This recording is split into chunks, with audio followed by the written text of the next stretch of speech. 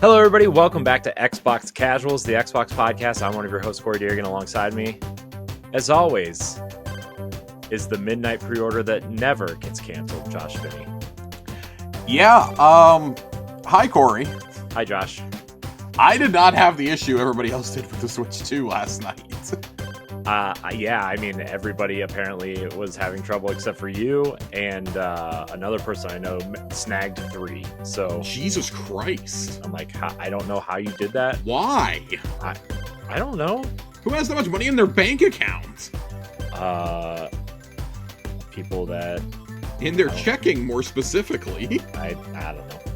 Jesus I don't know. Christ. Yeah, I don't know. I was like, I could maybe like grab maybe one more for somebody who didn't get one, but like, I mean, that's look, if I spent any more money than I did last night, my wife would make sure I would not wake up tomorrow. Okay, so So we have some context on the upcoming Switch 2 launch, which will probably be the biggest launch in history. Right. Bloomberg reported this morning that they are forecasting that Nintendo will be able to produce between 6 and 8 million consoles by the time the Switch 2 hits shelves on June the 5th. Sony's PlayStation 4 and PlayStation 5 are tied for the best launch to date, with each selling 4.5 million in their first 2 months on the market. That's a lot. That's a lot.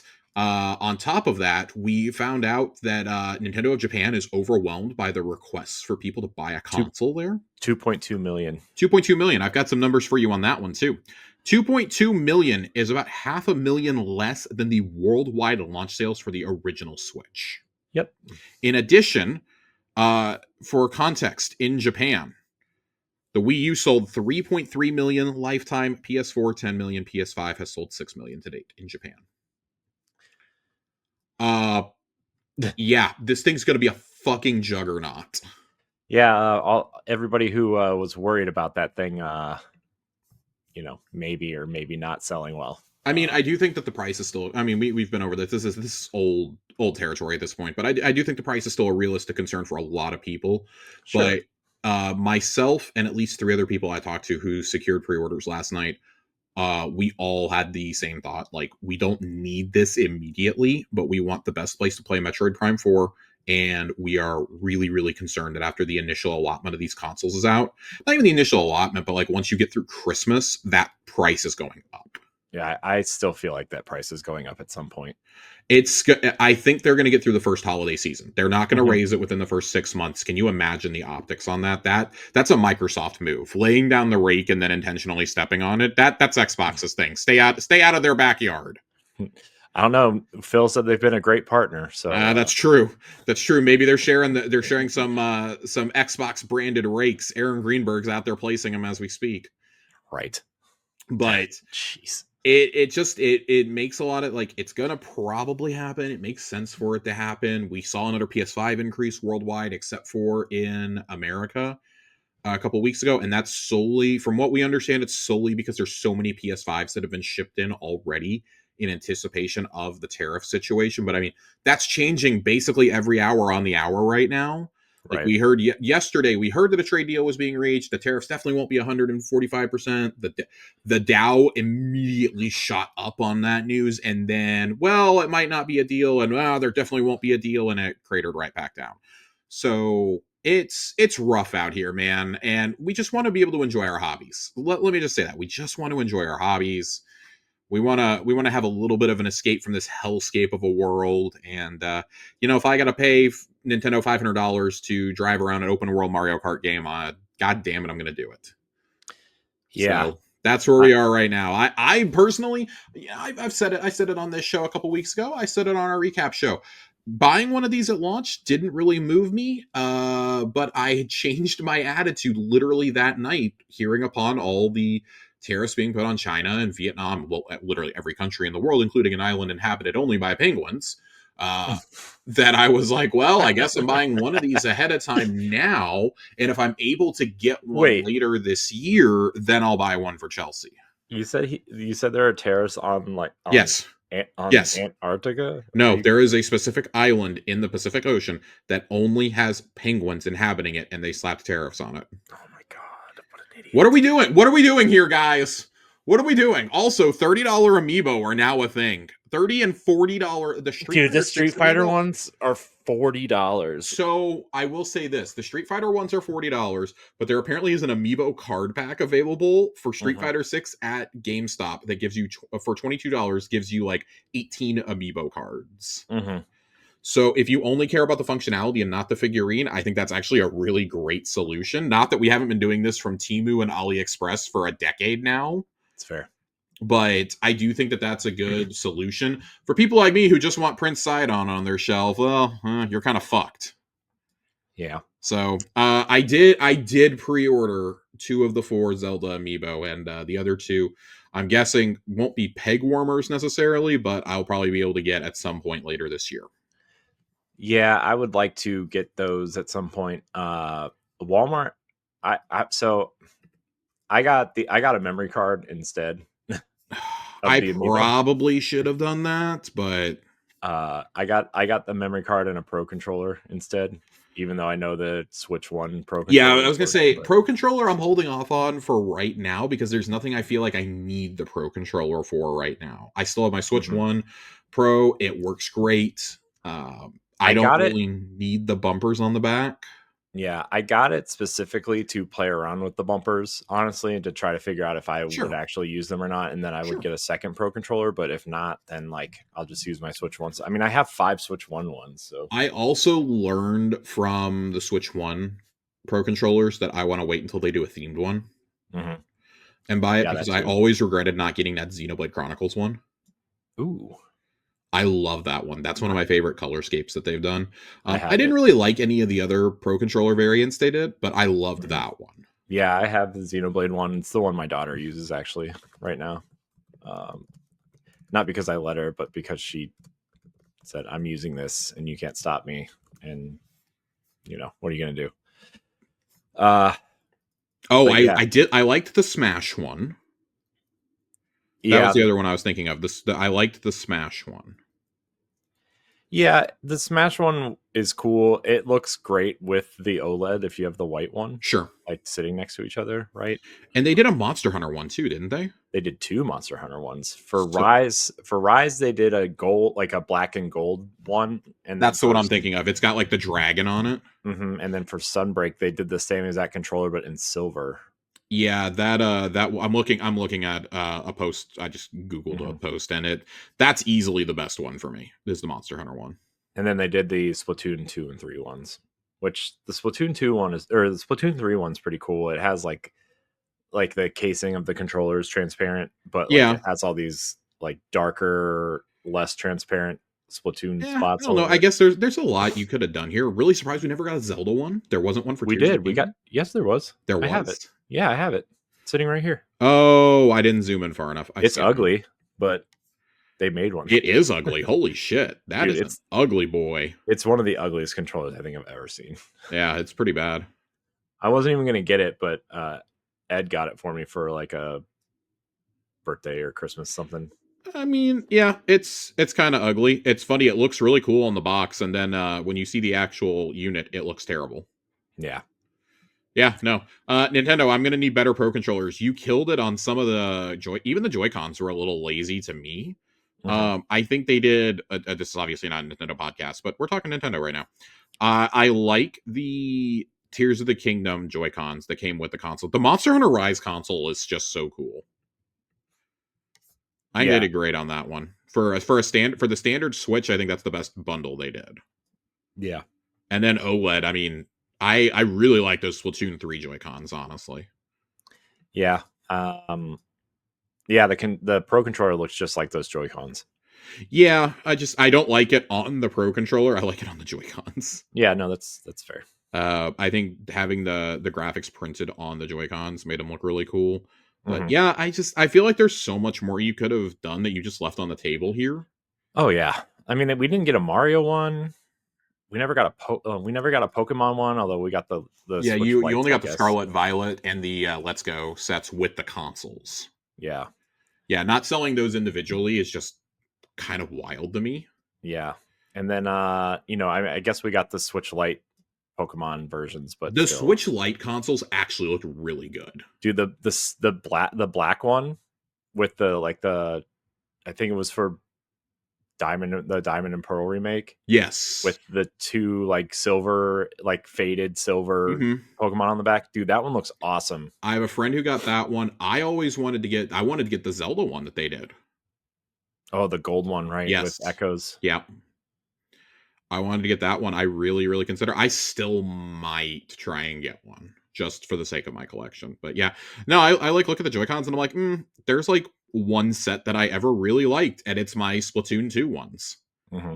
It's the neon pink and neon green, and of course those finally got stick drift. So I'm like, well, glad I don't plan on playing my Switch 1 anymore. I actually packed up a bunch of my Switch 1 stuff the other day. It was sad day, Josh. Did it hurt you a little? Sorta, but whatever. You know, it's time. You always pack up a console. Except my Wii U is still out because it's the only way you can play the HD version of Wind Waker. So, and Twilight Princess. The kind of steers towards Xbox. I've been recently looking online. I've already informed Chelsea that if I ever see the Halo 4 Xbox 360 for sale, I'm buying it. Mm-hmm. Just to have it. It's the best one. I had it for a long time, and I had to sell it because I had to pay rent. It's straight up the best one. And then if I want the R2D2 one also. Mm-hmm. I think that one's also really great. And then for I actually do want to have an Xbox One in the house, just because it's the cheapest 4K Blu-ray player ever made. Mm-hmm. I want to get the Gears of War 1S. Yeah, that one's cool. It's so good. I had the Halo 5 Xbox One, and I sold it to get our Series X. And she was a little irritated that I sold it, but I was like, I think this thing is kind of ugly. So the Gears 5 one is the white snowy one, right? With the blue. That's the Gears 5 one. I meant the Gears 4 one. It's got the cog symbol on it. It's blood red. It's got like splatters on it. Right. I meant the one you got rid of. You said you had the Gears 5 one. Oh, no. I meant Halo 5. Halo 5. I had the Halo 5 VCR looking one. Yeah, that one was weird. Yeah, was not overly thrilled with it. But yeah, no, the Switch Lites were awesome. The Animal Crossing ones were cool. They did a couple Pokemon ones. They did a black one. They did a silver one. Yeah, they're all cool. They are all cool. But yeah, I really want that Zelda one. I want that Hyrule edition. I may have to fork out and track one down, Corey. I mean, they're probably still out there somewhere. They probably are. I'm just not happy about it. They're gonna let me complain in peace. They're gonna go up soon. Probably. I know. All right, but you guys are not here to hear us talk about the Switch. You are. They could be. You are here for one thing, and we're probably going to talk about it later with Uncle Phil. We probably are, but we have a decent amount of news to get to tonight. Not a lot of big stuff, a lot of small stuff that we want to get to.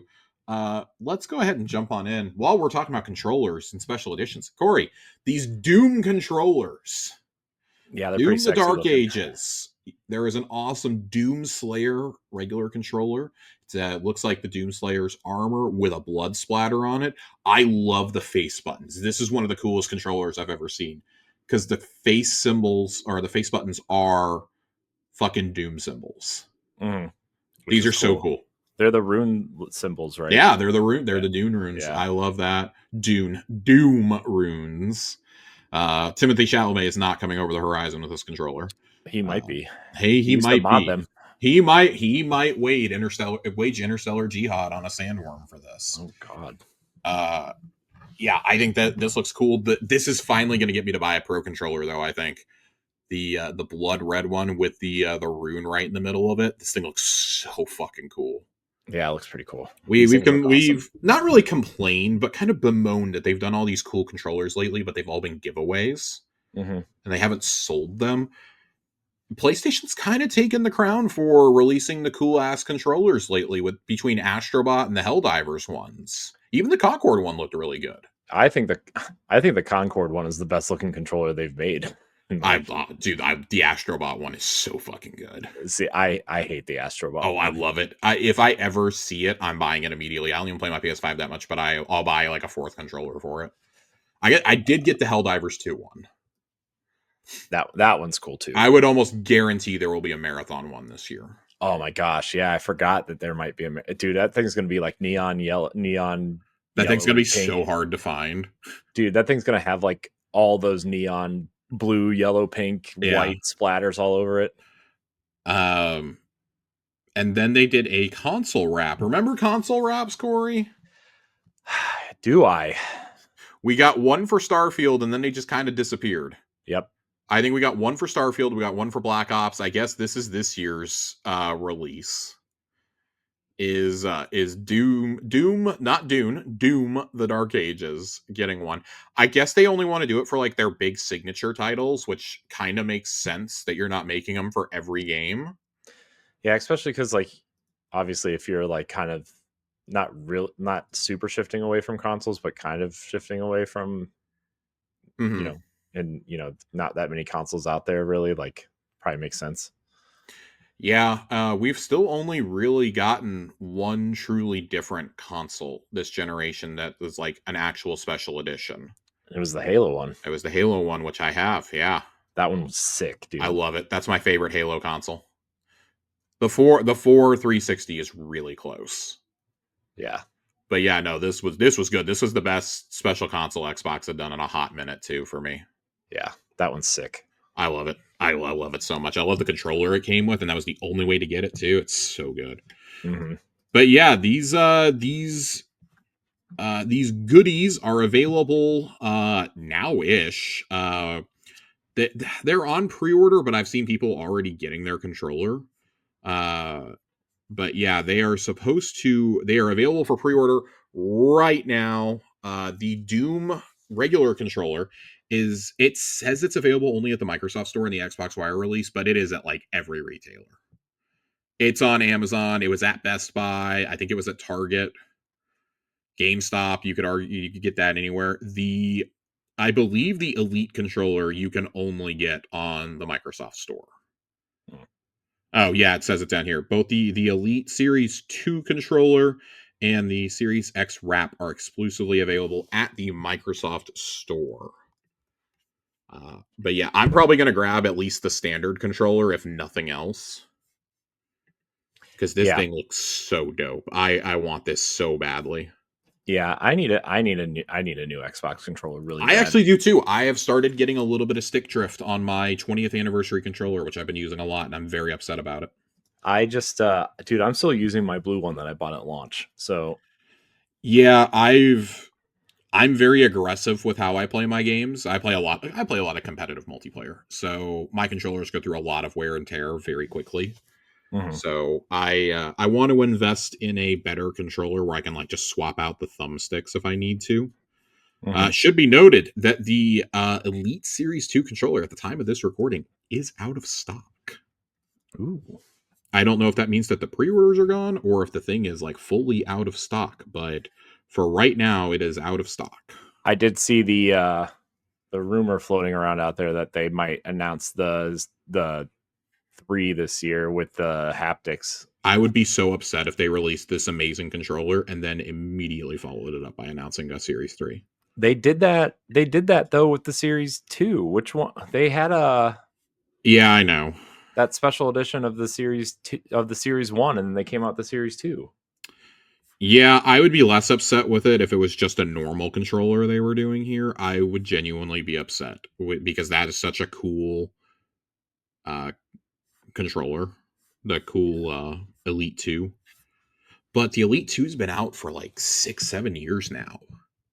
Yeah. Like it's time. It's well past time for you can't even take there's not even a screenshot button on it. Right. Oh, I guess there is now. Is there?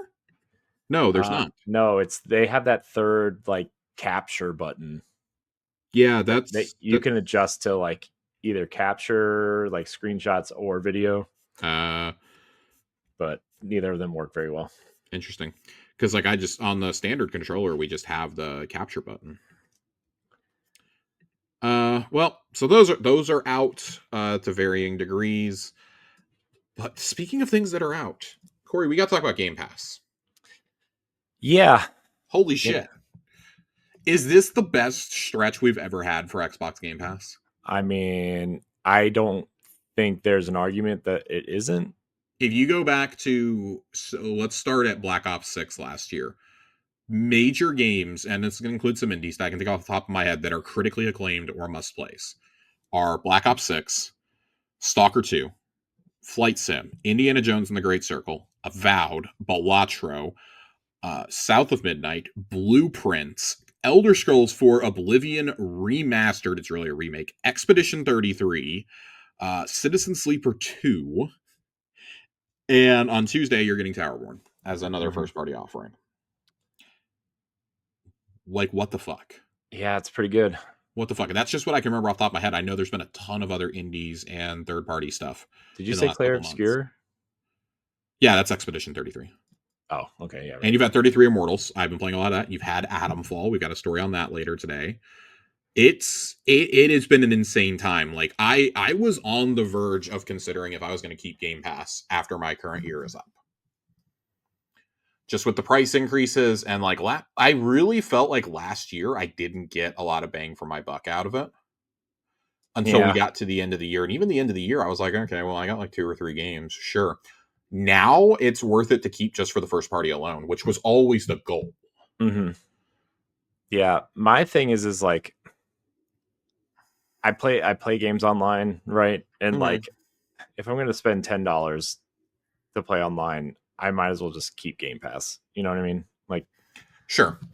But I mean, like there's like the varying tiers of it. Like, I mean, I'm always going to sub to Ultimate. If I'm subbed, I'm subbing to Ultimate. Yeah. It's been a stupid good value this year. It's only going to get better. There's more stuff coming. We have Tony Hawk is coming. Doom is coming, obviously. I know. I can't believe Tony Hawk is like, I mean, I can, but I can't because I don't know. I just feel like Tony Hawk in June, in 1 week in June, you're going to get The Alters, which was a show that was, or a game show. It was a game that was shown off, I think, at the Game Awards. It's that one where the person like clones themselves a ton of times to do like all the tasks and rebuild the ship and stuff. That looks really, really cool. Federal Bureau of Control Firebreak from Remedy is coming to Game Pass 3 days after that one. And then the new online soccer Rocket League, but soccer game from the Sifu team is coming 2 days after that. That's all dropping in June. And then Tony Hawk drops 4th of July weekend.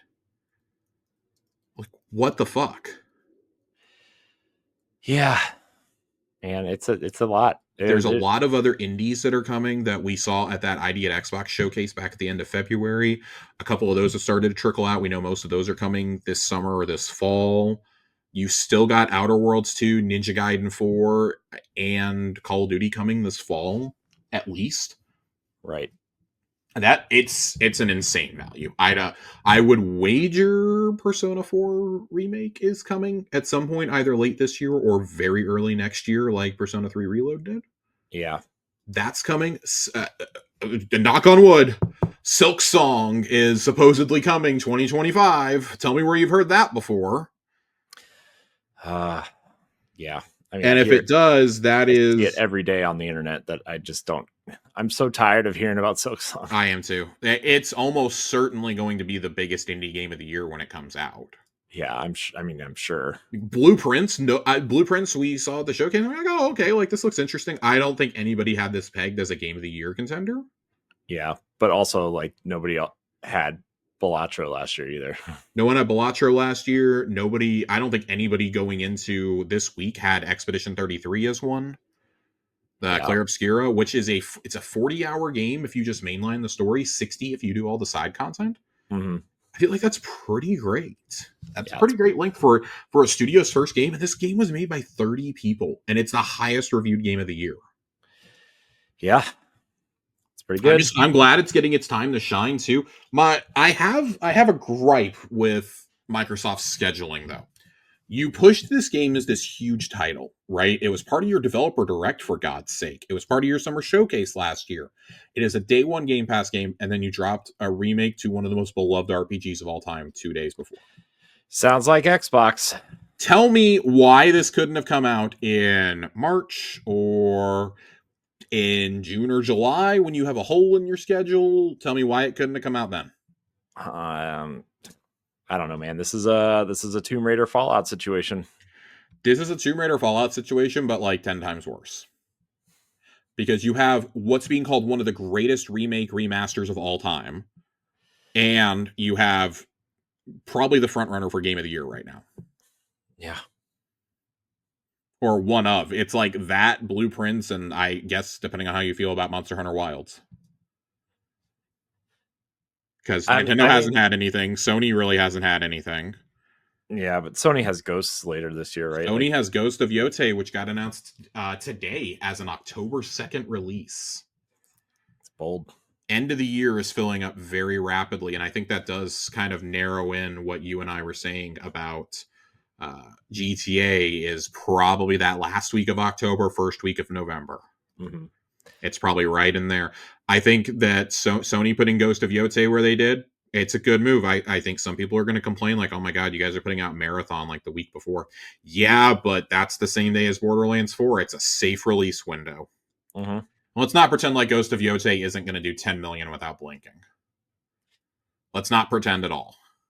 I mean, I'm not. I know. Oh, no, I know you're not, but like just people in general. Yeah, I know.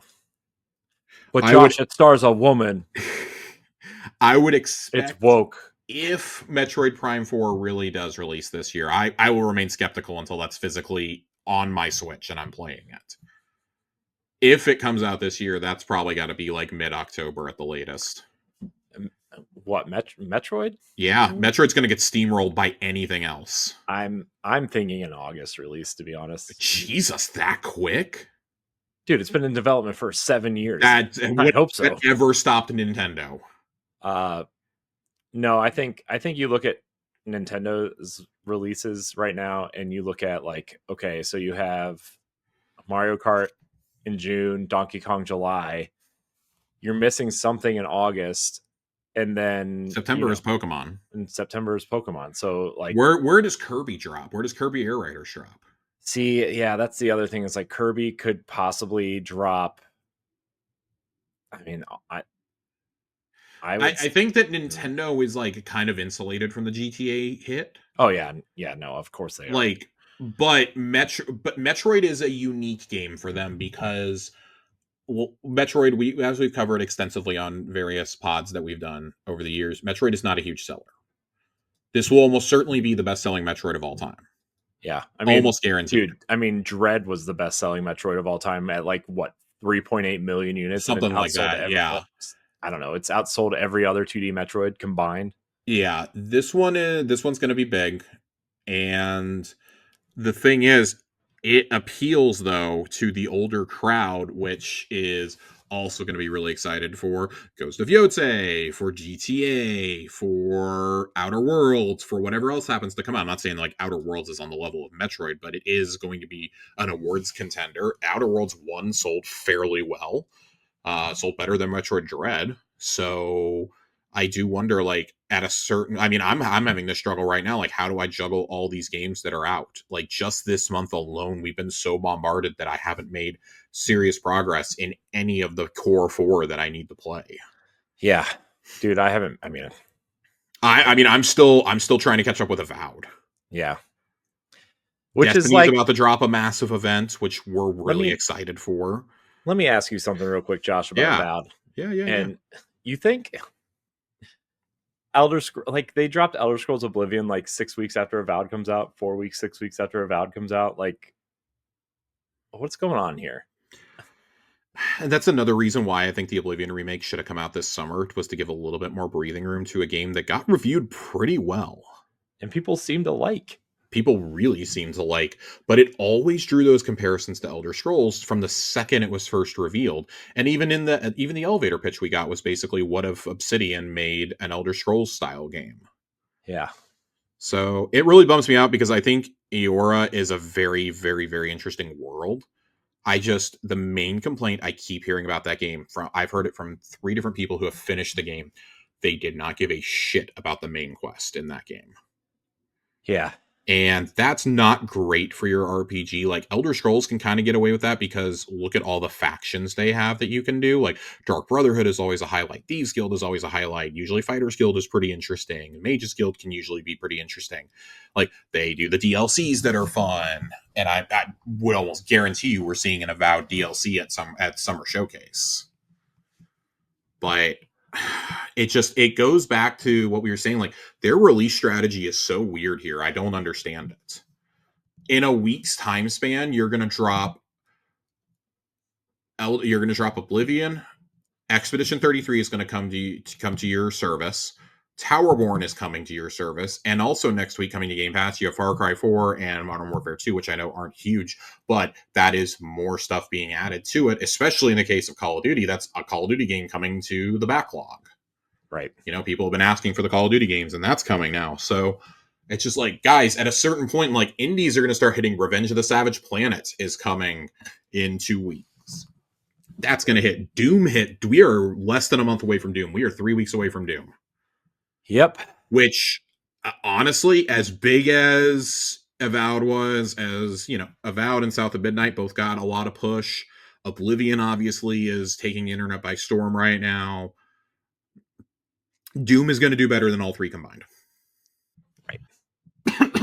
Doom games review very well. They play very well.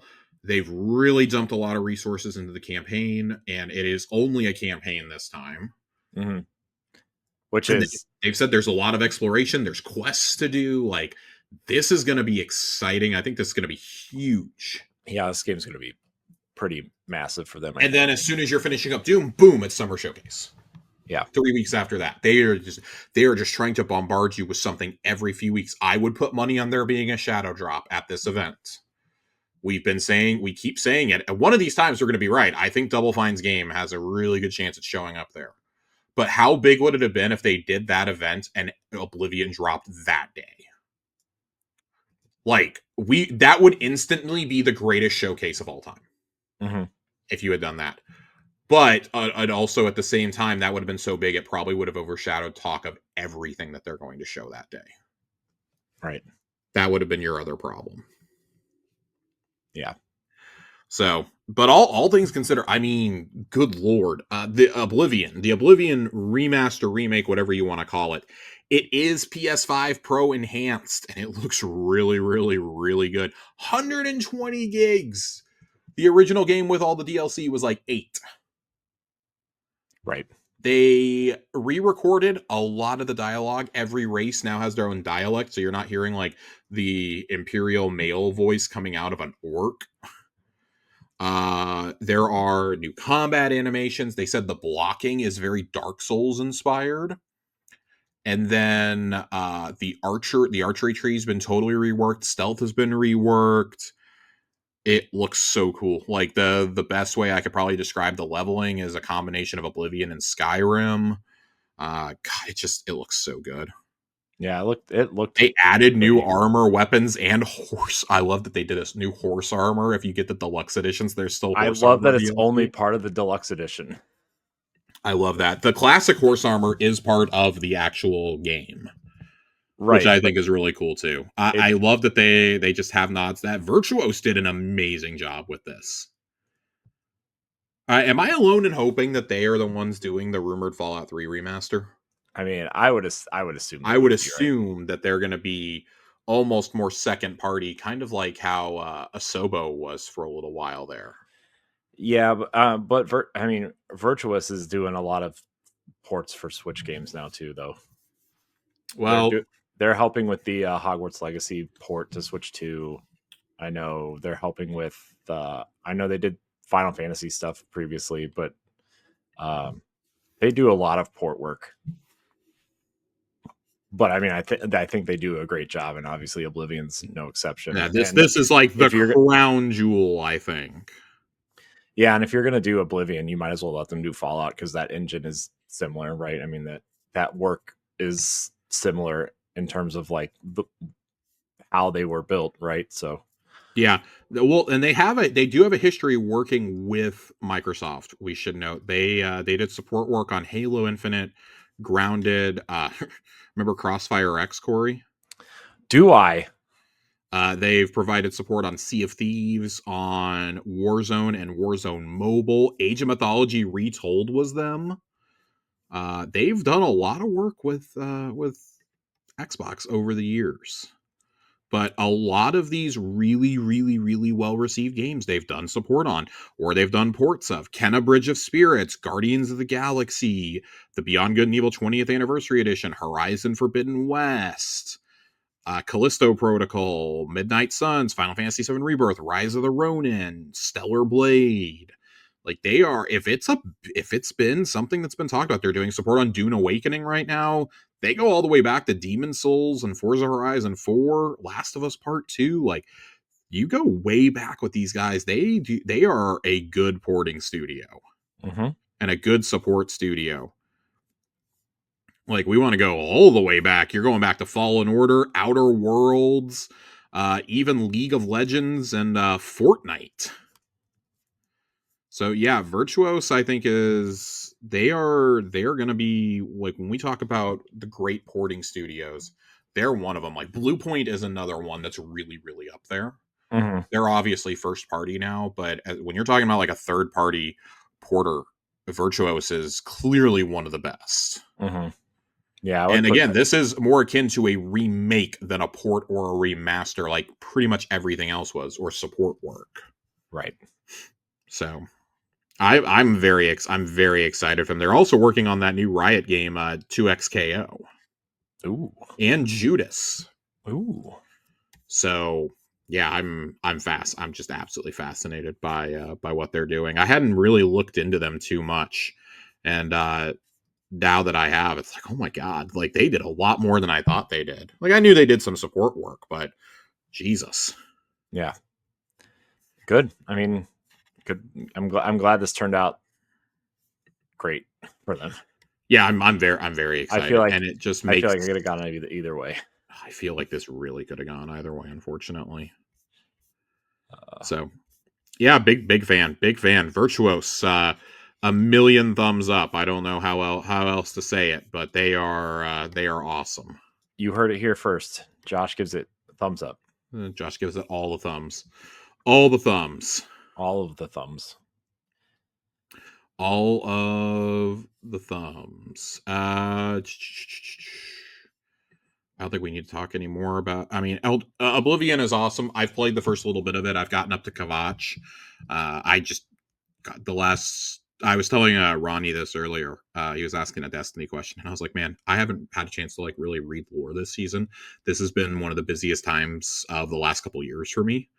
So I really need to get back to that. The little bit of time I have had the last few weeks, I've actually gotten really back into Sea of Thieves. Ooh. Yeah, I haven't played Sea of Thieves since, oh god, the Pirates of the Caribbean expansion came out. I've really been having fun, but to really, really, really enjoy Sea of Thieves, you got to have hours to set aside. Yeah. So, and just almost nobody has that amount of time. So, really, really enjoying that. I did want to take a quick look at some of the, going back to that massive Bethesda leak we had a few years ago, but as early as September 2023, we were hearing about the Oblivion remaster, and it was actually not the FTC document. That was actually the second place we heard about it. There was a post made online in 2023 that an anonymous developer from Virtuos claimed that they were working on it. So that was kind of wild. Back in like June of 23 is when it happened. It happened on the Gaming Leaks subreddit. Somebody made a really comprehensive post there about it. And I mean, when people claim to work for studios, pretty much everybody just disregards it right away because it's almost always bullshit. Yeah, no, they were pretty on point with it. They were pretty damn on point with it. So they were right.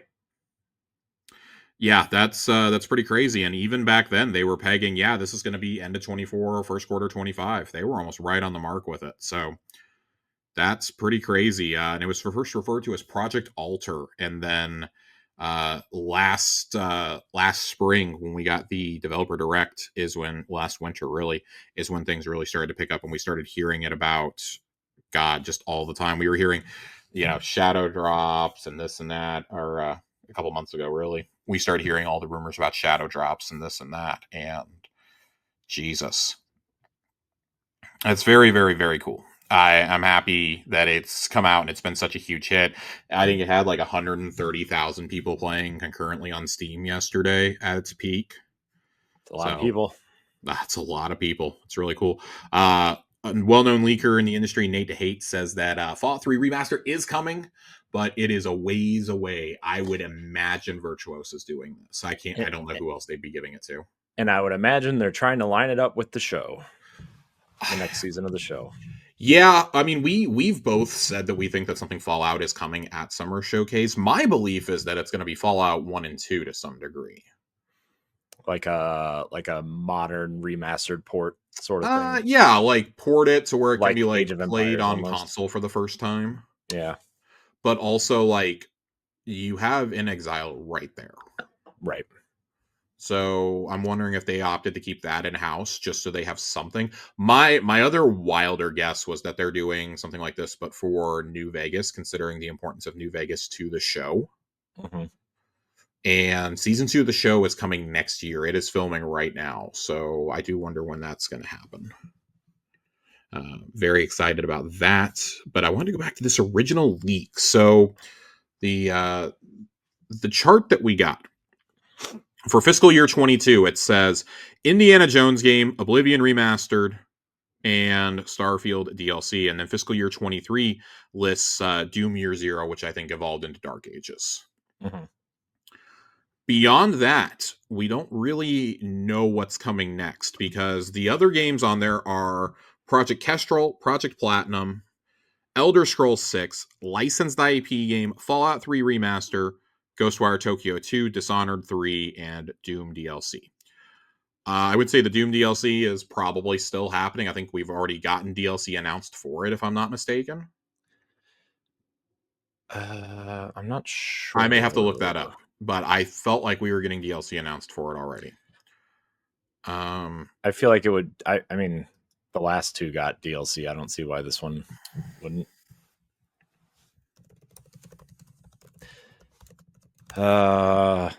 Yes, campaign DLC. I just Googled it. Campaign DLC is coming for it. So I would say, I mean, when you look at this, you have Kestrel, Platinum, and an IP game. The IP game, as far as we know, that is not Blade. Yeah. Because Blade was not yet decided upon when these leaks happened, and this document was made back in 2020, 2021. This was like in the early stages of them purchasing Bethesda. Mm-hmm. As an offering document. So I don't know what that IP game is. That could have been canceled by this point. Ghostwire Tokyo 2 almost certainly is not happening, especially since they sold off the studio that made it. My vibe that I got on Project Platinum was that was a game that was going to be made by what studio did they fucking sell off? I can't remember the name.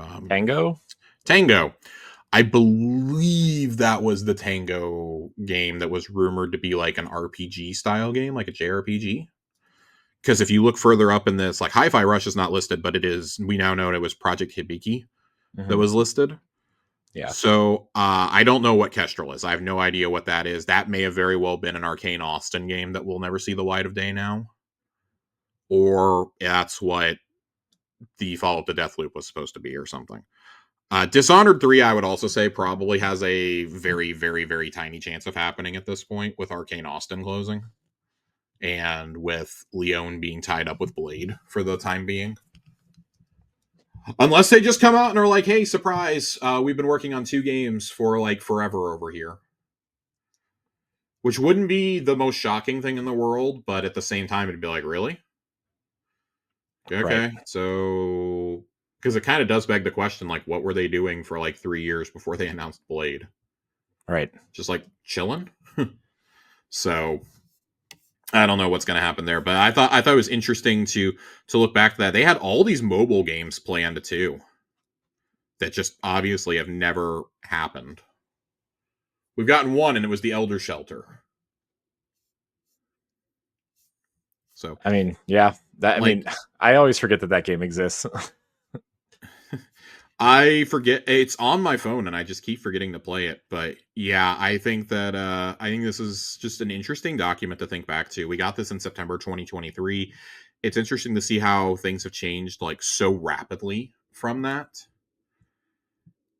It just kind of makes me wonder, like, is anything else from this going to happen? I mean, the Fallout 3 remaster is the easiest layup. Obviously, Elder Scrolls 6 is happening.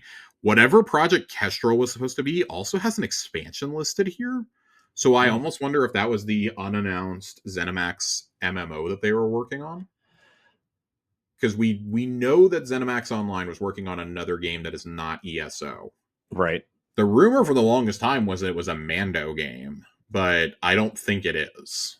Yeah, I wonder. I mean, I doubt it at this point. I highly doubt it at this point, with them doing a movie and then Dave Filoni is doing films that are going to take place in that time frame too, as well as other shows. Like if you weren't doing Ahsoka and Mando and Book of Boba Fett and Skeleton Crew and all this and that, then yeah, maybe you Book of Boba Fett.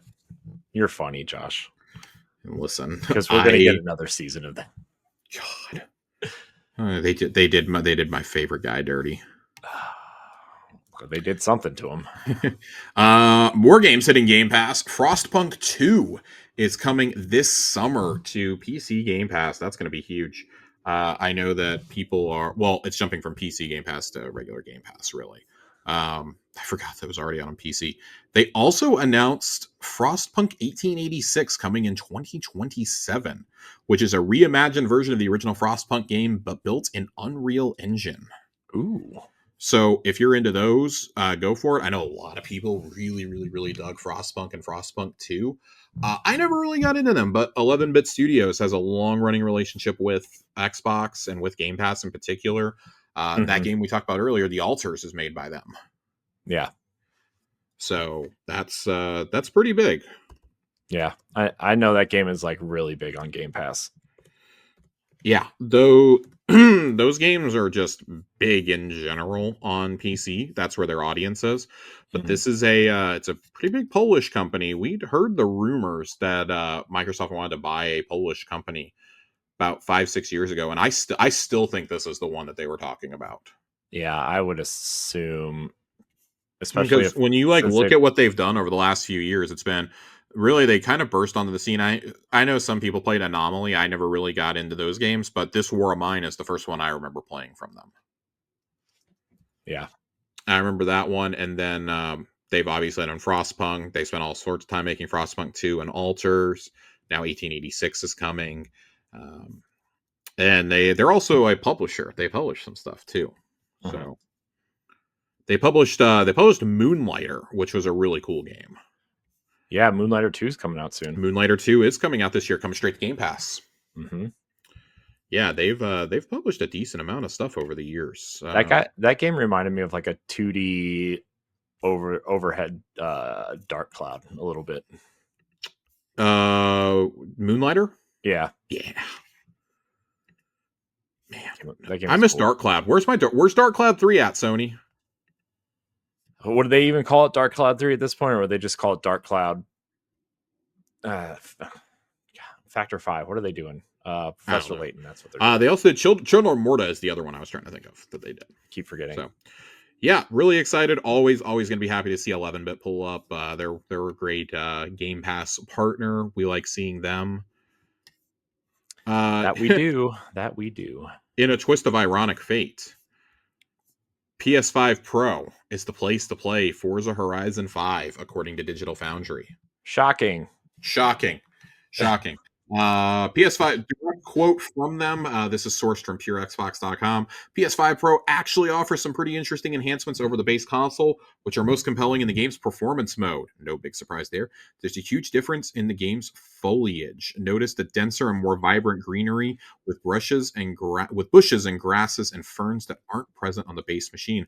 Further into the distance, the foliage that is rendered often shows a higher detail variant relative to the base console with less visual pop-in. When you're barreling through races at speed, the advantage on Pro is less palpable. And they say, however, that the quality mode is less appealing. That the ray tracing makes a minimal difference in gameplay.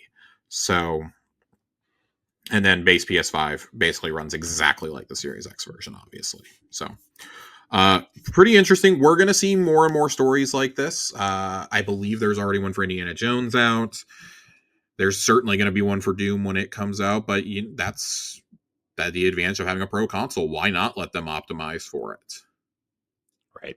So I see no reason why you wouldn't want to. And hey, you can have these clips all that you want about like, oh, it's the best way to play games. Like I hate seeing people who are just caught up in the console war bullshit still who are like, well, this will be another great game for Sony to have. Like, shut the fuck up. Like, just shut the fuck up. Be a grown ass adult about it. Like, play games where you want to play. That's the whole point of this: is play them where you want to play them. You want to play on an ultra powerful PC rig? Go ahead. You want to play with minimum specs on PC? Go ahead. You want to play them on a Steam Deck? You can do that. You want to play them on the ROG Ally? You want to play them on PS5? You want to play it on Series S, Series X? You can do all that. Right. Why wouldn't you want these games as many places as humanly possible? Right. It always makes me laugh when like people are they shit all over the Xbox, right? But then when the Xbox games come to their platforms, they end up like buying them all. Absolutely just breaking the sales charts. Yeah. That's absolutely bonkers. I hate it so much. I hate it. It's not the same thing, but it kind of reminds me when all like the great games on the Wii U came to Switch and everyone's like, oh, Wii U did have good games. Yeah, I think that's a slightly different situation too. Yeah. Well, that's what I said. It's a little bit different. Yeah, it's a little different. It's so dumb though. It's so dumb that it took this long for people to understand. Like, part of me wonders, like, would these games be talked about a little bit differently? Because there is a noticeable difference in how certain games are going to be talked about based on if they are on multiple platforms or coming to multiple platforms versus like, yes, Avowed and South of Midnight reviewed fine, but it didn't really leave that core audience yet. So, yep.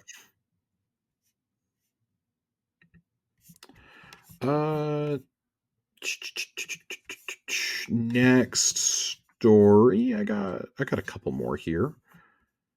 Atomfall. God, talking about Game Pass. Atomfall has done really, really, really well, apparently.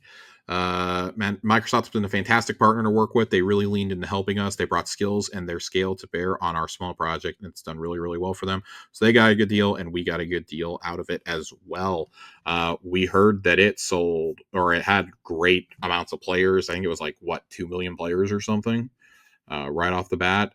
So that's great. Obviously, they've had a long history of working with Xbox with the Sniper Elite games and whatnot, but the 1.5 million players is what I was thinking of in less than a week after launch, which further makes me upset that people did not play Hi-Fi Rush. Yeah. Oh, makes me more upset. Hi-Fi Rush, man. Hi-Fi Rush, man. Everybody should go play Hi-Fi Rush because I'm assuming at some point that'll come off of Game Pass. I'm actually not entirely sure because Microsoft did publish it. Yeah, but it's even studios that they've sold off in the past, though. As long as they publish the game, they've kept it. Right. My concern is the licensed music, I guess. Oh yeah, it will come. It will at some point leave them. Yeah. That's really frustrating. We got a couple little things to clean up with here. Paul Tassi had a story this week from Forbes about the marathon NDA being lifted. There was supposed to be an NDA on the alpha, and oh boy, guess not. People were not happy about that at all. They were not at all happy that there was going to be the alpha having an NDA. I feel like that game's been played behind the scenes so much. Why? I mean, at this point, like, you should let the public at least see it, I guess. Yeah, that's kind of what they came to. So I want to read what his conclusions were here. So per my sources, a few things were going on. One, the closed alpha exists truly as a technical test ahead of the launch. They did not want it open now to everyone because they need to limit the number of players so things don't totally break. They need at least a somewhat limited test like this. Not uncommon in the industry. That's true. We hear this all the time. Bungie did the NDA assuming things would leak given the scope of the test, but as long as they would be somewhat limited, it would be, quote, good enough. They were not going to take anybody to court over this. 3, after the reaction to the gameplay reveal, leadership was nervous, but they tried to reassure teams. Ultimately, they figured it would shift the narrative if the NDA was lifted. I'm also seeing tons of codes go out, plus friend codes, so I wonder how many alpha denials are even going to happen. It does, in fact, seem to have helped. 4, there will be a open beta likely in August, much closer to launch, where you will be able to then pre-order its various editions ahead of the September 23rd launch. And finally, as everyone assumes, Marathon will cost $40 in the vein of Helldivers 2 and Concord. You cannot simply pull the trigger this late on suddenly making a game free to play, even if it's a common complaint. Not that that's the plan anyways at this point. The biggest question mark here is whether the alpha can be a sea change moment with people actually getting to play the game themselves and spread the word. It's actually pretty good. Of course, if it's not impressive enough, that may begin a spiral. This would have happened anyways during the open beta, but doing it this way at least means there might be some time to course correct some commonly disliked elements, whatever those may be. And Bungie is saying they want to do that outright as much as possible. It's a crunch timetable. One thing I'm still not sure about is what is going on with the endgame of Marathon, which includes this supposedly much different fourth map that, at least right now, does not appear to be launching with the game. I'm wondering if they will manage to get it out, but I don't know if that will happen or if it's even possible on the timetable. So, yeah, all things considered, really good reporting from Paul there. I will admit I have had my skepticism and my questions about what is going to happen here. Yeah. And I'm not super jazzed thinking about it. I do have a friend who got into the alpha. He was playing it today. I was watching him play it a little bit. He is the only person in my life that actually enjoys extraction shooters, and he's loving what he's playing so far. So I think that's good. He did emphasize to me, pretty much everyone playing this game is an asshole. Shocking. Shocking for a game like this, for an extraction shooter. It's a notoriously sweaty community that plays games like Tarkov. If you played the Dark Zone in Division, you know that's where sweaty people were at. Oh my gosh, so sweaty. So sweaty. The only extraction shooter I've ever played that I actually really enjoyed was that Rainbow Six one, but that was PvE only. So I don't know how I'm going to feel about this. He said he did like it, but not being in a group of friends, he says felt like it was detrimental to the experience, because as soon as the randos were getting their thing done, they were immediately going to extract, even if he had a quest that he was trying to do. Mm-hmm. So, or people would run off on their own and this and that. So he's actually going to try loading in solo tonight and doing a run to see if he enjoys it more. But he says, yeah, this is a game that I definitely want to play with friends. I do not want to play this really by myself. So I'm interested. I'm still really, really interesting. I want to... I don't know. I want to check this out for myself, because I'm not big on extraction shooters, but what I saw at the Marathon reveal at least had me intrigued. I do share Paul's concern about the end game, though, because if it's just this loop on 3 or 4 maps, that does not thrill me. That does not excite me. That, at that point, I'm happy to pay $30 or $40 for it if I get, a few weeks or even months of enjoyment out of it. But that player base is going to fall off so quickly if that's the case. Yeah, I'm worried about that too. Then again, I was proven wrong when I said the same thing about Helldivers. That thing was in the sales charts for so long, and in the most played games on PC and PS5 for so long. So what the fuck do I know? Yeah, I feel like the co-op, like the chaotic co-op nature of that game, though, really helped it. As a, I mean, that's true. I also feel like you didn't need communication as much in that game. Like, you could just kind of do things with randos, and it wasn't like the worst experience. It wasn't great, but it wasn't terrible. Yeah. Yeah, it's definitely something. It is definitely something indeed. I don't know. I really want to try Marathon before I buy it. I want to be. It's like something I really want to be excited for, but I don't know if I can be at this point. You know what I mean? Yeah, I also think that, like, man, I'm going to be totally honest. You and I are both at a point in our lives where we're not playing games that are this sweaty as much anymore. We Yeah. have such a finite amount of time to game. Yeah, you're talking about finite time is And I mean, you're the one with children. I'm not. yeah, I mean it's at this point for me it's the last month and a half, 2 months, it's been more about work than kids at this point. Sure. My kids are getting old enough to where like they're starting to play games with me, but they're different games than like, it's not like my 4-year-old son's going to sit down and, create a guardian and run through Destiny with me or something. Sure. And that therein lies the problem. There's too many online games that I want to play and not enough time to do them. Like, I've gotten really back into Sea of Thieves. I don't know how much of that I'm going to play. Probably not a ton. I'll probably play it for another couple weeks and then be done with it. And put it back down for another year or two, barring a massive expansion getting announced this summer, which would certainly suck me in for the summer. Like, Fortnite is about to do a whole Star Wars themed season. That's our next story. Um, we're getting that. Destiny obviously is coming out. Edge of Fate is getting formally revealed on May 6th, along with the Rite of the Nine activity dungeon crawl coming out that day. Yep. It's a lot. Like, it's just a lot. And I play Marvel Rivals. Mm-hmm. And you gotta pick and choose at a certain point. And as bad as it feels to say, you're almost always going to gravitate towards those existing properties and those existing games. Now, I think Marathon may luck out because it's got the Bungie name. And people know that even if they didn't like Destiny, they know how Bungie games play. Nobody makes a shooter that feels as good as Bungie. Right. And I think if they know that it's not a Destiny style game, that they'll be more inclined to play it. Right. Yeah. I feel like this is more towards like the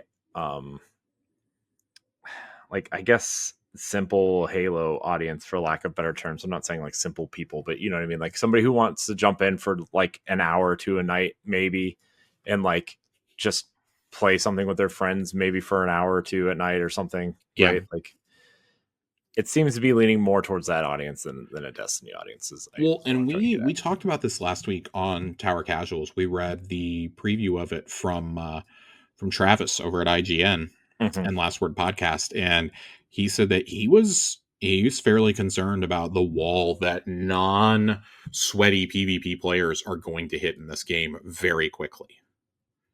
Like, he's like, players are going to get really frustrated and they're going to quit because it's just not going to be fun for them. And he goes, that's the thing, is this is built for a very different audience than something like Destiny, which, yes, Destiny has PvP, but let's not pretend like it's going to be anything on the level of an extraction shooter. And that game, despite what people on the internet may have you believe, the primary audience that plays Destiny, every single expansion, is there for the story. They are there for the PvE content. They're there for raids, for dungeons, for seasonal shit. They're not there to play comp and play trials, as evidenced by the lack of rewards in those spaces. So I don't. I mean, you can tell that just because they didn't put maps in the game for 2 years. Sure. I feel like this is supposed to be the game that they're going to do, but who knows? Yeah. Yeah. Who knows? I don't hate it. Again, this is the ultimate you need to play it for yourself game.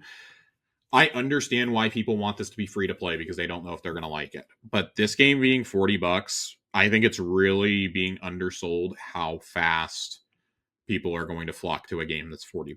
I think that was a huge part of why Helldivers was such a success. It looked fun. It looked goofy. Helldivers, for me, really took off with the memes. The memes were instantaneous when that game came out. I mean, people saw tactical nukes getting dropped on their friends and immediately decided, oh, I have to play this for myself. Yeah. So we've seen that before. A game gets memed into oblivion. People go out and buy it and play it and this and that. It doesn't even have to have staying power. It just matters if you had fun with it. Like, Repo is doing that right now. Yeah. We saw it with Lethal Company last year. We saw it with what are some of the other ones we've seen it with? I mean, Among Us had more staying power. Fall Guys was one of those, right? Yep. Like, let's not pretend Fall Guys is some incredible game, but it came out at the exact right time. Marathon may be coming out at the exact right time, honestly. Mm-hmm. But it's coming out the same day as Borderlands, and man, I think that's going to make it real tough. I know it's two totally different audiences, but there are going to be people who are like, "Yeah, I'm going with Borderlands because it's the known quantity." Yeah. I personally will be buying Marathon, not Borderlands. Borderlands is like my ultimate. I'm going to wait for the first Thanksgiving after it comes out and then buy it. Because it'll be $30. Because it'll be $30. And I'll have dumb fun with it for a week or two and then never think about it ever again. Yeah. But something like Marathon is a little bit different, and I need to know what the cadence of content being released is going to be like. And I mean, obviously, we're still 6 months out from launch, 5-6 months. That's probably not going to be revealed until we get close. We talked about this last week on Tower Casuals. It probably won't be until PAX Prime that we get those details. Mm-hmm. Because I fully expect PAX Prime to be, they're going to have a booth there. I would imagine so. Yeah, I would be shocked if it wasn't. Yeah. So, what else do we have here? I guess let's go ahead and roll right on into some Star Wars news. We got the news at Star Wars Celebration. We got some news. We know that there's Outlaws DLC coming. I don't have the date off the top of my head right now. But that is coming in the next few weeks, I believe. Might be a good time to jump back into Outlaws. Also, there's a Switch 2 version of Outlaws that was announced at Celebration. There was. And there is a demo available for Xbox Now. I will tell you this. Xbox Now. What is Xbox Now? It's on Xbox Now. Oh, the demo is available now. Oh, I thought you meant like there was a service called Xbox Now. I'm like, what the hell is that? No, definitely not. I'll tell you something though. This game ran real bad on Xbox. I don't know how it's going to hold up on the Switch too. Oh boy! Oh man, it's gonna run great, Josh. Let me tell you, it's gonna run. All right, I have to interrupt this though. The Seattle Seahawks, for all of you who hate sports, did not draft Shedeur Sanders. We are good, boys. We are good. What pick is that? The 18th pick. Oh, geez, really? He's dropping that far? He is dropping that far. We did not take him. We took an offensive tackle. We did the correct thing for once in our fucking lives. I'm so happy. Anyways, yes. So we got that news. We got the news that the next Fortnite season, which will be a short season, only about 6 weeks long, is entirely Star Wars themed for the Battle Pass. With 4 new POIs, one of which is a First Order base, one is Mos Eisley, one is Darth Vader's samurai hideout. That's cool. And then the last one is a Resistance base that looks more like a food truck courtyard built out of AT-ATs. Cool. This Battle Pass, we don't know exactly what's in the Battle Pass. We do know there's a few skins coming, including one Darth Jar Jar Binks, the Sith Master himself. That's funny. Darth Jar Jar is coming. Emperor Palpatine will be a part of the pass. And as rumors are to believe, a customizable Mandalorian skin will either be in the pass or in the shop. As well as confirmed that we are getting a new variant of the Cuddle Team Leader skin, which we've gotten multiple times in the past. This time it'll be a Wookiee Cuddle Team Leader. It's the stuff of nightmares. If you've ever seen a Furby, it looks kind of like that with the eyes. Mace Windu is coming to Fortnite. But they're going all out with this. There's going to be a different story beat every week for the duration of this event, culminating in a big live event, which I believe the live event is happening the same weekend as Summer Game Fest and the Xbox Game Showcase and the Switch 2 launch. So that'll be interesting. It's supposed to be some Attack on the Death Star style thing, which seems really, really cool. Flyable X-Wings and TIE Fighters are coming, Corey. Nice. That's cool. Force Lightning will be a mythic. There will also be a mythic for Mandalorian jetpacks. Ooh. And the blaster rifles and lightsabers are coming back. So they're really going all out with this. I'm very excited. This is awesome. I thought they crushed it with the Marvel season. I thought the Marvel season was just an absolute blast last fall. And I just wish this wasn't coming at such a busy time. But it is being launched to coincide with May 4th, so I guess I understand. Yeah. I mean, May 4th. I really, really, really, really, really wish this was happening in like June. Yeah, because holy shit, what we just got in the last 2 weeks, Doom is coming next month also. So God, guys, come on. I mean, it's Fortnite, so they know people are going to turn up for a Star Wars Fortnite season. Let's be honest. I mean, they most certainly are. But the thing that has me the most excited, believe it or not, is not Fortnite. Oh, I thought you were going to say it's not Star Wars in Fortnite. Speaking of Fortnite, real quick, Josh. Hit me, Corey. Do you know who's available in the store right now? I do not. Casey Jones. Oh my God. I knew this was going to be something Ninja Turtles related. How did I not know this? I talked about this with a friend earlier. Also, the Turtle Van is available for purchase for, I guess, what, Rocket League? Is that's theirs, right? So yeah, I think it's also purchasable in Fortnite as a car. Yeah, that's what I'm saying. That's cool. It's like, dude, to buy those things. Bebop and Rocksteady are also in Fortnite. I know. There's a lot of turtle stuff in there right now. There's a lot of turtle stuff, except for not the Ninja Turtles, but the Ninja Turtles and Mythics were here for so long. I know. Those versions of the turtles look cool, but anyways, back to the regularly scheduled program. Back to the regularly scheduled program. We finally have gotten the veil lifted on one of Respawn's mysterious Star Wars projects, the RTS that they've been working on with Bit Reactor, called Star Wars Zero Company. It looks cool. I am stoked for this. I'm into it. This looks just so fucking cool. I encourage everybody to go watch the announced trailer. You play as Hawks, a disgraced Republic officer leading the Zero Company through a war you don't see, the one fought in the shadows, the war beneath the war. The unlikely ensemble includes a surprising combination of natural teammates and uneasy allies to stop a threat that could consume the galaxy. So, this looks really, really cool. There is, in the key art, you see an astromech droid, you see a Mandalorian, you see a clone trooper, you see a Jedi, and you see somebody in a weird Bacta-looking mask. So I'm absolutely here for it. Hawks and the squad members of Zero Company are customizable through voice, appearances, classes, names, and even your astromech's paint job can be tailored to your preference.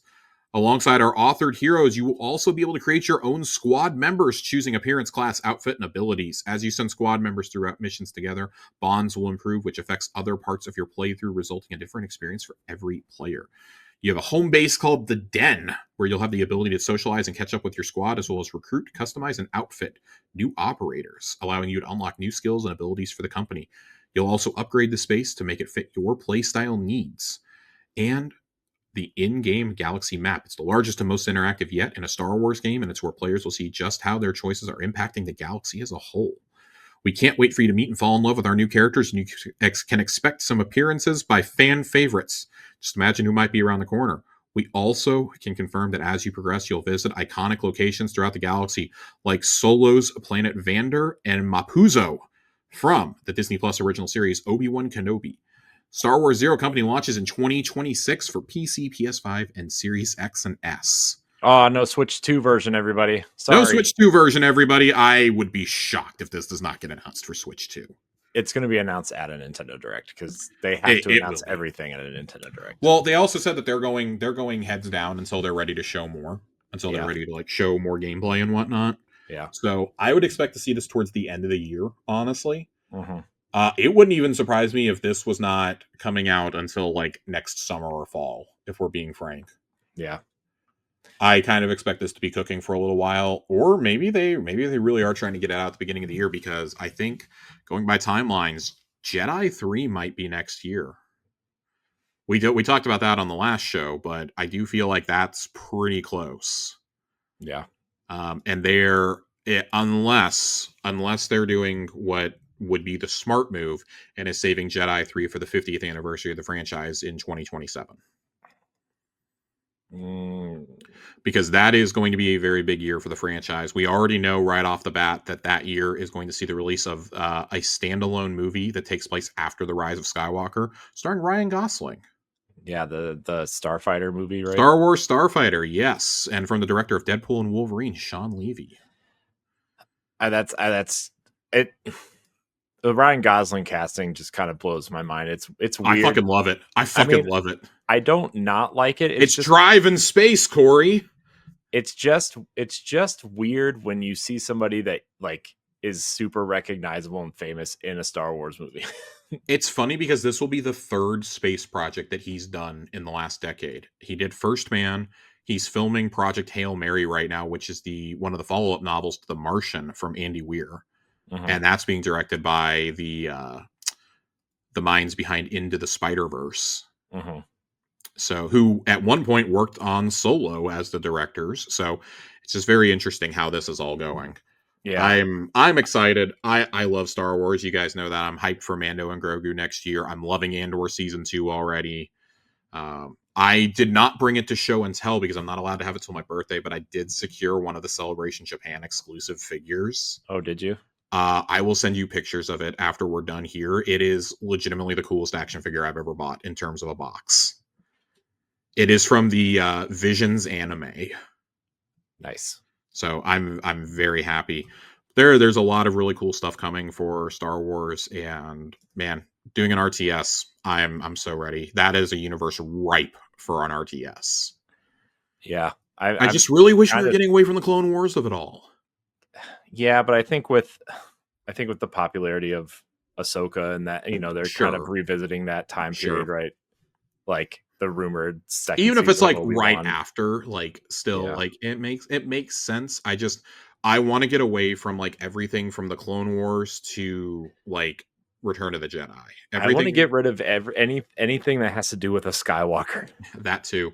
I actually would like happily take stories about Luke Skywalker and Han Solo and Princess Leia that are set between like the time that Ben Solo was born and the beginning of The Force Awakens. I would gladly take anything you want to do there. Sure. And they've been so ambiguous with it. And I think it's because they don't want to pigeonhole themselves in case they decide to do another movie down the line.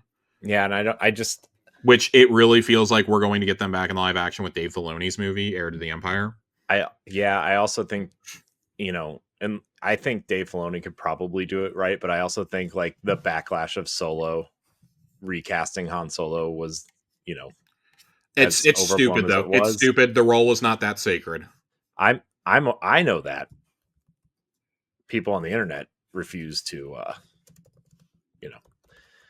get off their high horse, and I actually really liked that movie. I love Solo. Yeah, Han Solo is my favorite Star Wars character. So if I am okay with this, y'all can get over it. Yeah, they didn't recast Indiana Jones. They did not recast Indiana Jones. Thank God Shia LaBeouf was not actually cast as taking over the role. Can I just say something real quick about Indiana Jones? Yeah. That look, Troy Baker did such a great job in the game. And Dial of Destiny, that first 20 minutes with like a young Harrison Ford CG'd was like the best part of the entire movie. I think I would watch a whole movie with Troy Baker voicing Harrison Ford, a young Harrison Ford in the Indiana Jones movies. I'm pretty sure I would watch that. Yeah, I would happily. God, Troy Baker is so good, dude. He's so good. Troy Baker is so fucking good. What a talented individual he is. Just gonna throw that out there. Appreciate your talented individuals. Pay your actors. Pay your actors indeed.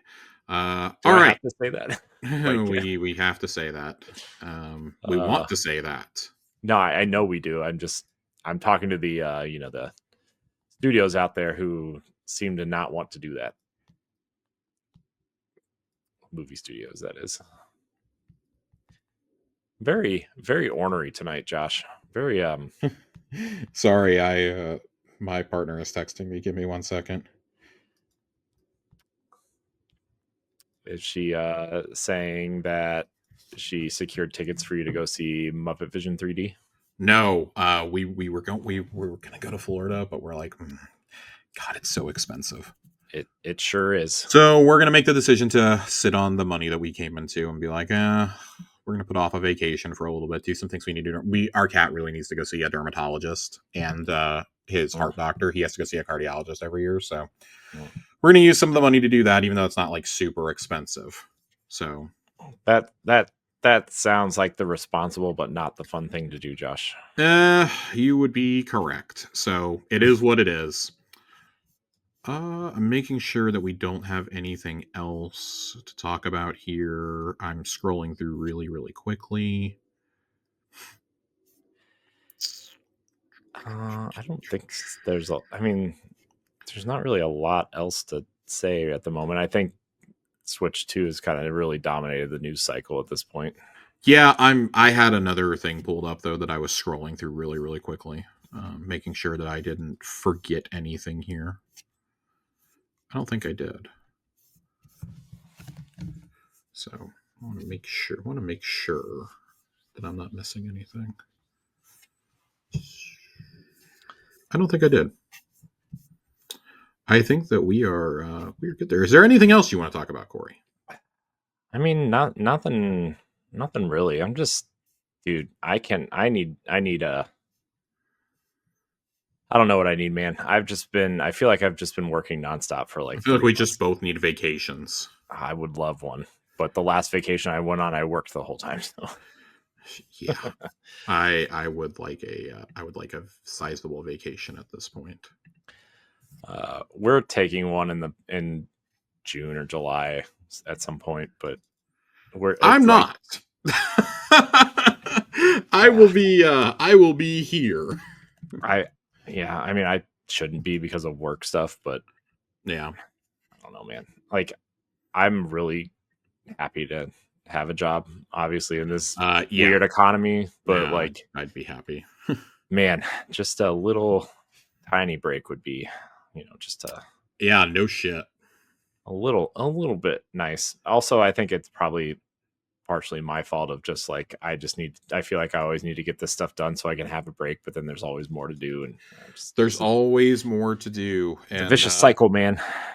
Our schedules outside of work are not slowing up either. The next month and a half or so is going to be really busy for us because we're going to finally get out of this insane stretch of games. I'm going to tell you all right now, the next Xbox Casuals, barring any major news, is just going to be us talking about like all the exclusives we haven't been able to play yet. Yeah. I will hopefully have a lot of Expedition 33 and some South of Midnight under my belt by then. That'll be right before Doom comes out, so no Doom talk right off the bat. But it's funny, we're going to be kind of like having a flip-flop shows because next week we have a Tower Casuals, and that's leading right into the showcase, which is happening on that next Tuesday, which is the week we do an Xbox Casuals, and then we're having the inverse when the Xbox Summer Showcase happens. Yeah. We've got Switch 2 coming up, which both of us are doing stuff for that coming into that launch. Yeah. You'll have to come on Pal Block and talk with. Oh yeah, there's going to be a lot. There's going to be a lot of content that we're going to be doing across this show, across Pal Block, across the Boss Rush podcast. It's going to be kind of an all hands on deck situation for all of us. So a lot of stuff there, and like I said, we've said it repeatedly throughout this show. There's so many good games right now. Like not just even on Game Pass, just in general. There's so many good games to go play. Yep. Go play them. Give us your thoughts right into the show. Let us know what you guys think about these games because I want to hear what you guys have to say. Yeah, let us know. Tell us. Let us know. There's been so much, and I'm gonna have to force my hand and stay away from the Oblivion remake for the time being so that I can actually get to new experiences. Are you going to do that though, Josh? Yes, I am actually. I'm having a really difficult time doing it, but I need to do it purely so I can get other games off my hard drive. I mean, Oblivion was 120 gigs, Corey. I don't have enough room. I mean, I only have a 500 gig expansion card. I mean, that's fair.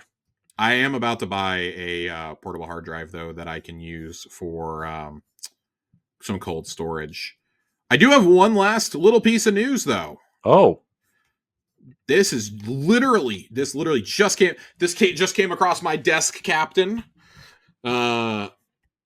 We have the director and star of the Split Fiction movie. Ooh, what? Yes. Nice. Announced tonight. This is Ryan Gosling. Directly from Variety.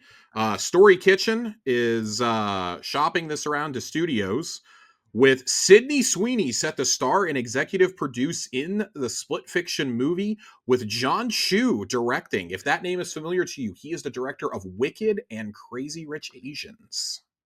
Man, Wicked is good.